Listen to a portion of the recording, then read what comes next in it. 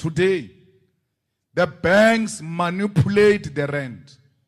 All of you here, no one has ever suggested any radical action against the banks, because we are being controlled and captured by capital. The banks manipulated the rent, made the repayments of your car more expensive, made the repayment of your bond more expensive, made the repayment of your loan more expensive, meaning they got more money than what they're supposed to get. Hello guys, how are you doing? On the 15th of November 2023, the Competition Commission released a media statement headed Multinational Standard Chartered Bank admits liability to currency manipulation case, agrees to pay 42 million rand. Standard Chartered is one of the few banks to have admitted liability for its role in what the Competition Commission called a currency manipulation cartel. It was fined 42.7 million rand, or about $2.3 million US. It also agreed to help the Competition Commission with its ongoing proceedings against other alleged participants in the case. The Commission welcomed Standard Chartered's decision and is encouraging the more than 24 other banks accused to do the same. Unintended or not, the statement sparked nationwide outrage, with many people like the EFF president Julius Malema asking why the banks would sabotage the economy in this manner, making them poorer through the consequences of a weaker rand. In this video, we're going to be looking at three things. Number one, where the case is right now, 3 weeks later. Has it just died down with the public and the media moving on to the next news cycle? Number two, the responses from the various stakeholders, including the EFF, on the impact of this saga on the economy. Number three, the punishment that the banks should receive. So guys, before we jump into it, we just want to give you a big shout out for 6,000 subscribers. Let's get to 10,000 subscribers before the end of the year. If you have not yet subscribed, hit that subscribe button right now to join the family, and also hit that bell notification so you never miss an upload.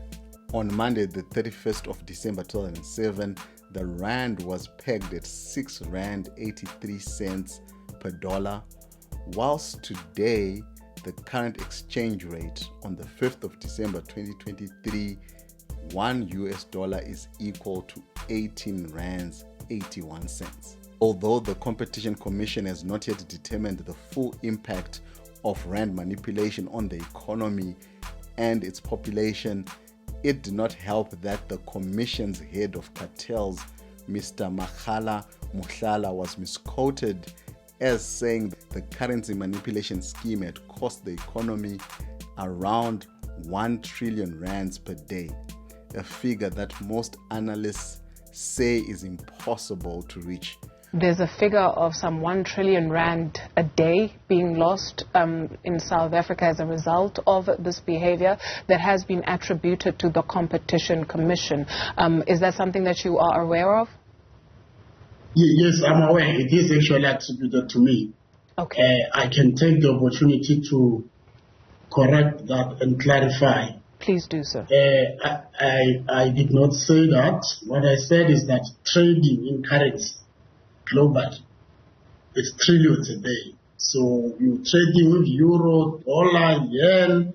So all that in the trading market, it's trillions a day. So it's not the cartel that has made a trillion, or it's not the profit that has been made. It is the trading in general. Fair enough. So does that suggest that we have not yet been able to quantify how much was lost to as a result of this on the part of the country? Does that also suggest that we have not been able to quantify how that would have had a direct impact on you and I as South Africans? Yeah, I mean, yes, that is correct in terms of quantification. We have not been able to quantify. Columnist and researcher Nick Headley said, "What's most fascinating is that many South Africans believe the trillion rand a day nonsense, even though the maths for one thing is laughable. The combined earnings of Absa, Standard Bank, Nedbank, and First Rand in 2013 were 52.8 billion rand. Yet the industry was supposedly raking in at least 20 times that amount in its rand manipulation scheme alone. Yep, maths is not our strong point as a country. Some major stakeholders in this saga have already pronounced judgment and made their positions known. That settles Standard Chartered's case with the Competition Commission, but the ANC says the fine is not sufficient for the harm the South African economy has experienced. It wants all the banks involved to face criminal charges. The EFF is calling for tough action against banks and the executives involved, demanding they should lose their banking licenses, directors are prosecuted and bank assets seized. The cabinet, through the minister in the presidency, Kumbuzo Nchaveni, openly accused the banks as being part of what she said the private sector's efforts of engineering the collapse of government and the South African economy. On the Standard and Charter confessing to collusion, it's a very sad state. We have maintained over the period that the performance of the rand and sometimes the performance of the economy has been manipulated by private sector who has no interest in the development of this country, who continue to engineer and do machination to make sure that the government collapses. That's why they also self-feed in the narrative that there's a collapsing state, there's a collapsing economy, because that's what they wish for and their actions do that. Whilst the National Treasury has given a different view. Okay, so let's get into it. So what surprised many people, ourselves included, is that the rand manipulation saga is not a new thing. 2001, when the rand collapsed from 7 rand 60 to 13 rand 84 to the US dollar, the then Chief Executive Officer of the South African Business Chamber, SACOP, Kevin Wakeford, blew the whistle, accusing 3 big corporates and 1 global bank of being party to manipulation in the currency markets. Wakeford predicted that the rand was on its way to even 20 to even 40 and possibly even 50 rand to the dollar, which would have thrown the 7-year-old democracy into economic and political turmoil. As a result of his intervention, the Rand Commission was then set up by the then President Thabo Mbeki to investigate the claims, and the rand's collapse was arrested and reversed.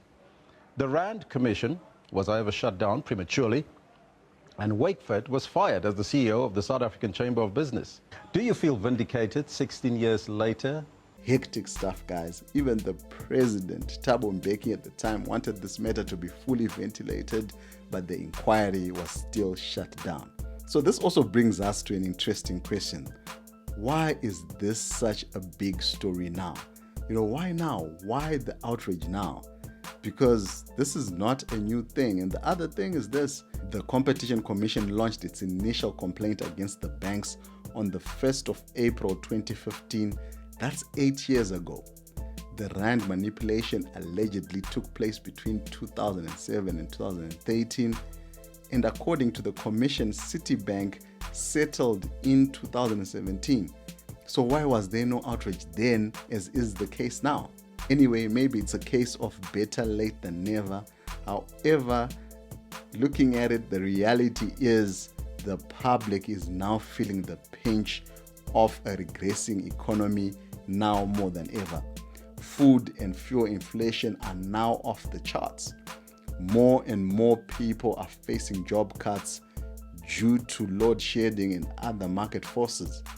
On the 28th of November, one of the biggest steel producers in the country, ArcelorMittal, announced a retrenchment exercise that could see some 3,500 employees lose their jobs.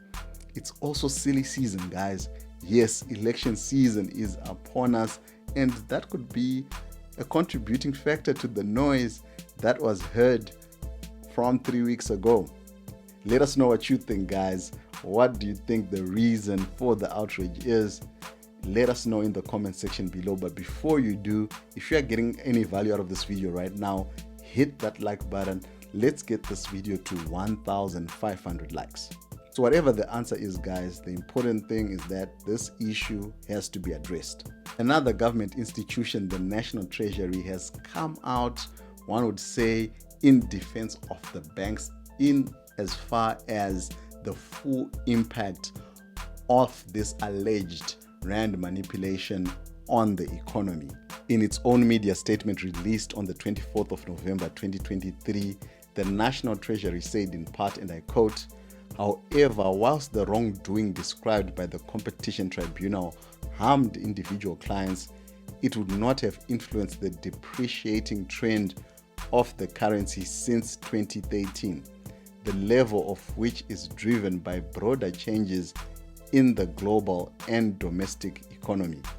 The value of the currency today, which has depreciated against the dollar, and the resulting impact on prices should not be attributed to these instances of misconduct between 2007 and 2013. According to some commentators, the Business Tech, for example, saying that the rand has depreciated against the dollar by 85% over the last decade, crippled by several key moments.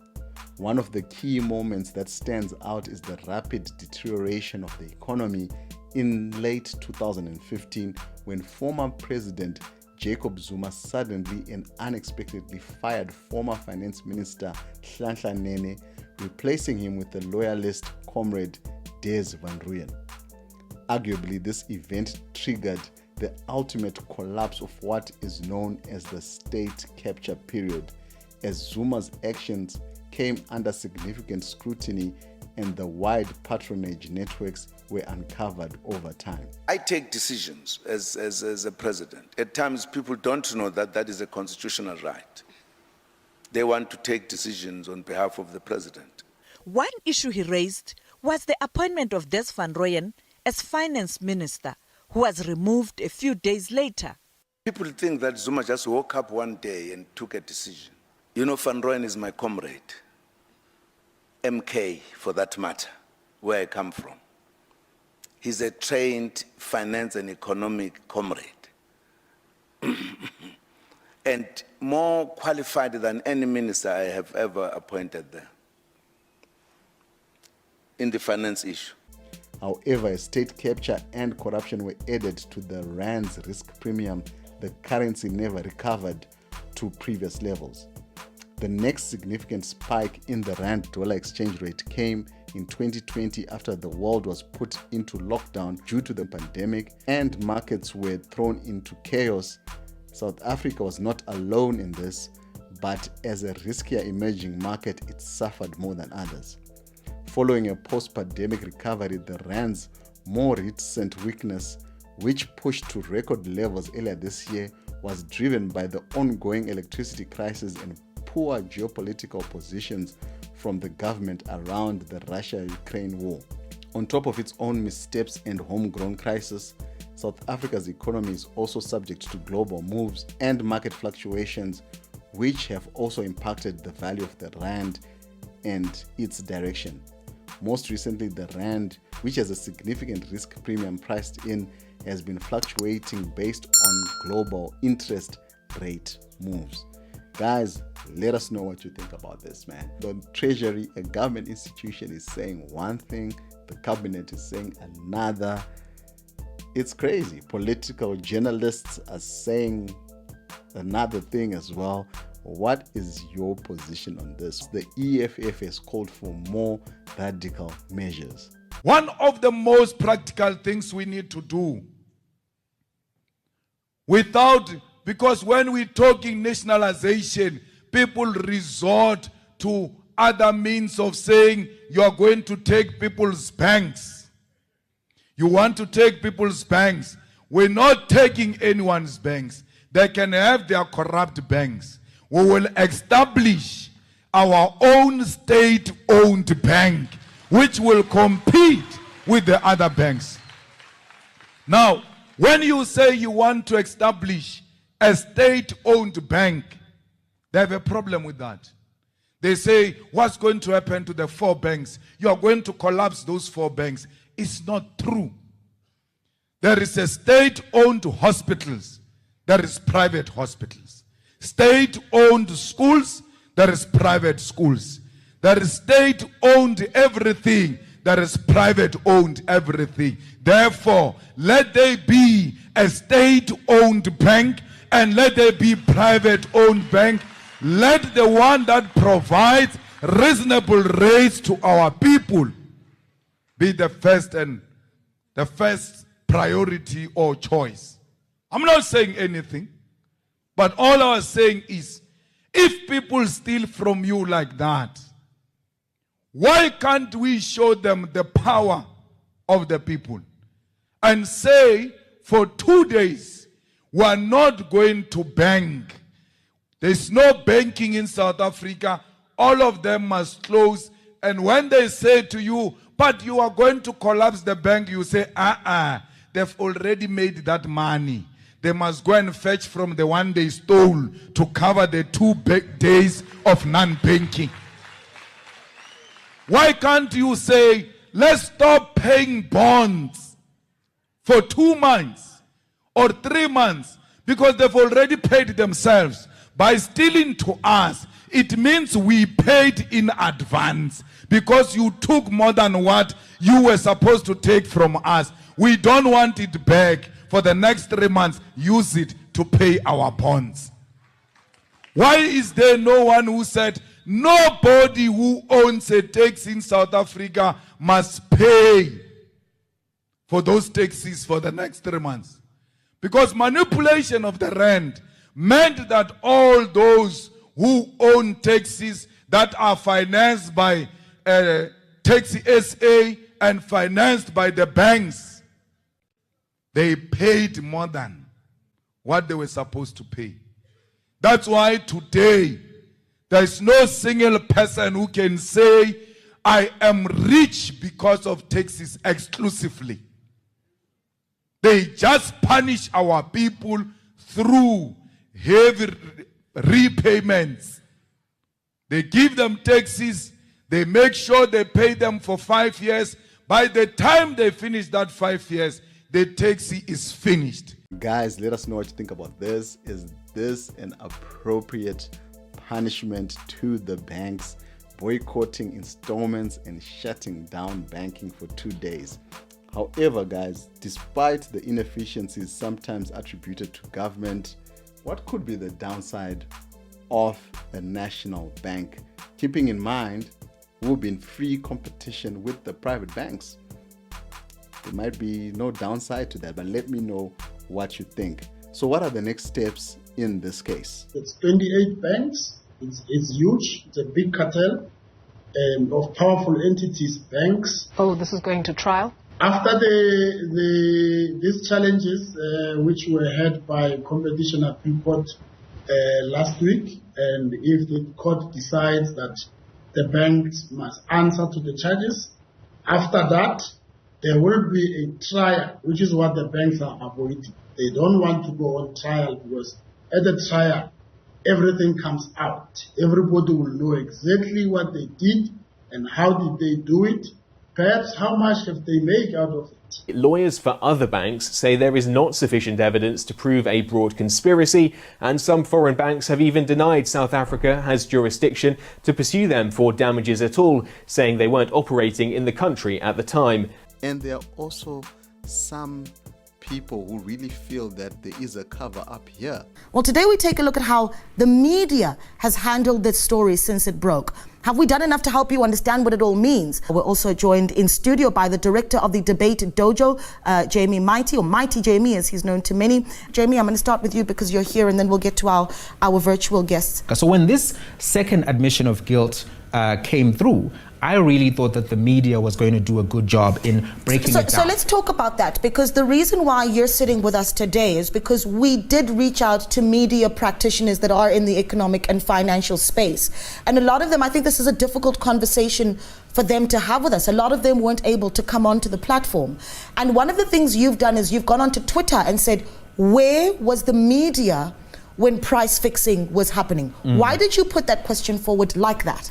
Because the trend has been noticeable for a very long period of time, right? So when the story broke in America, that was the first opportunity, right? As there were accusations of manipulation of currency in America, I thought the local media would then say, hang on, how does this affect us considering that the rand-dollar pair has been mentioned? So that's about 2013 to 2015. That really should have been the first time the media would have paid attention to this. And then the second thing is that we have investigative media in South Africa that has exposed, the Gupta leaks, that has exposed multiple scandals, that has even exposed people who were named in the Pandora Papers, in the Panama Papers, but seems to have missed all of the opportunities to inform the South African public. So if you look, for instance, at the Gupta leaks investigations or the VBS investigations, which some may argue that had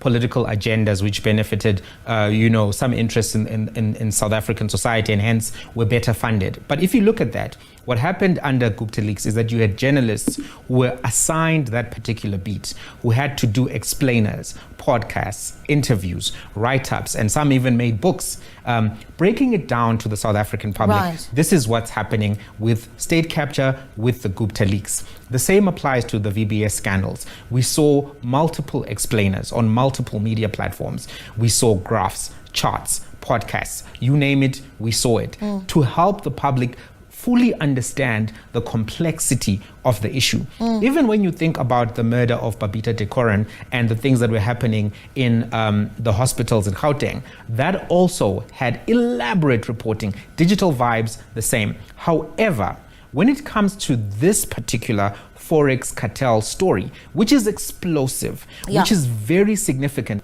I would anticipate that you would need the same standard of reporting that we saw for VBS, that we saw for the Gupta leaks, that we saw for digital vibes. We have not seen that. And part of it is because that reliance has been on external funded independent media houses, not necessarily state broadcasters such as the SABC. I think that is where the conflict of interest was most prevalent, because if you look at who funds some of these publications, I won't name them just out of collegiality, but they are funded by the banks in part, or they are funded by bank owners. So it becomes a challenge for those particular media houses to say, we are going to go against our funders more directly. So guys, let me know what you think. Is there anything more to see here, or people should just move on?